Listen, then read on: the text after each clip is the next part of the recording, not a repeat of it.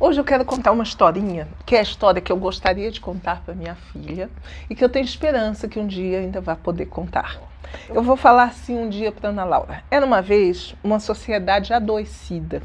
Tá? Nessa sociedade haviam muitos preconceitos pela cor da pele, pela religião, pela pobreza, pela orientação sexual das pessoas, pelo local dentro dessa mesma, né, nação. Uns nasciam no Nordeste, outros no Sul, outros no Centro-Oeste, e as pessoas não respeitavam muito a região do outro. Né?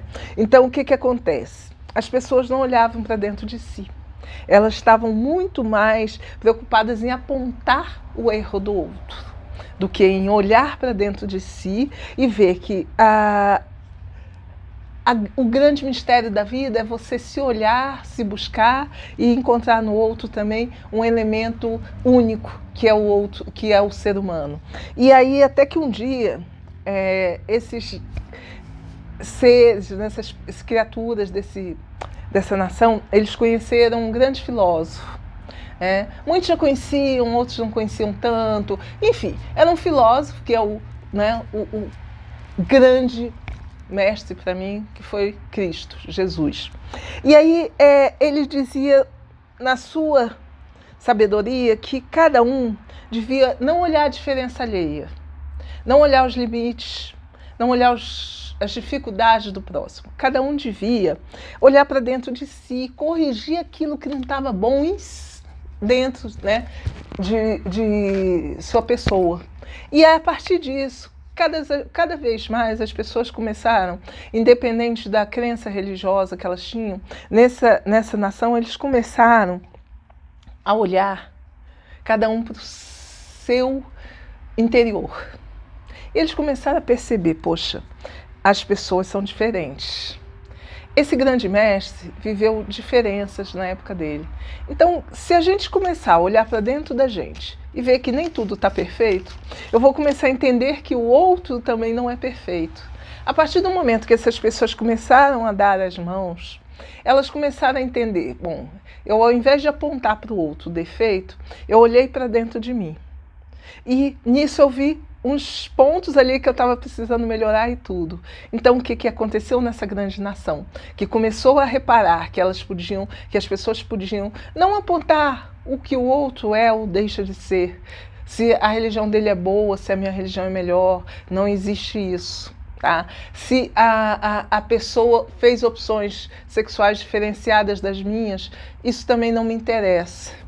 Se a pessoa veio de uma descendência africana ou europeia, o importante é que ela teve uma descendência que produziu e fez com que ela pudesse chegar aqui e refazer, né, um percurso que talvez tenha sido muito doloroso, no caso dos escravos negros, no caso dos imigrantes italianos e alemães, que também chegaram muito pobres, né, com a diferencial que eles tiveram liberdade e os escravos africanos não. Então, toda essa diferença foi trabalhada. Né? Um italiano que veio pobre para o Brasil no final do século XIX, ele teve a chance de estar junto à sua família. O africano escravizado não teve. Mas se a gente não respeitar as histórias que vêm por trás dessas situações dolorosas, a gente não vai chegar a lugar nenhum. Então eu quero contar para minha filha o seguinte: um belo dia, quando todos resolveram que, independente de olhar o erro do outro, poderia olhar o que é belo no outro, automaticamente as pessoas começaram, ao invés de apontar, se darem as mãos. Ninguém soltou a mão de ninguém.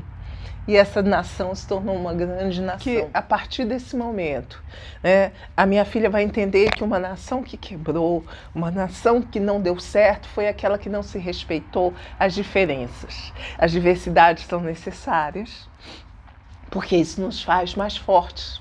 Tá? Por incrível que pareça, quando você vê no diferente alguma coisa que você não tem e de repente você vai passando a ver, poxa, até que aquela forma de viver não é a minha, mas é legal, isso te faz mais grandioso perante a humanidade, e a partir disso, cada um de nós grandioso dentro de si vai fazer uma nação muito bonita, sem nenhum tipo de preconceito, sem nenhum tipo de entrave, né, para que as coisas floresçam.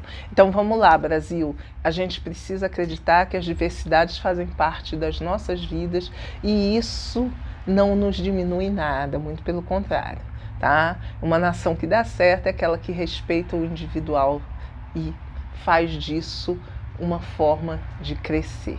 Eu sonho mesmo em contar um dia essa história para minha filha. Era uma vez uma nação preconceituosa que se tornou grandiosa porque viu que só ia crescer quando as diferenças fossem respeitadas. Ela vai gostar dessa história e eu sei que todos nós também. Nossos filhos esperam por isso.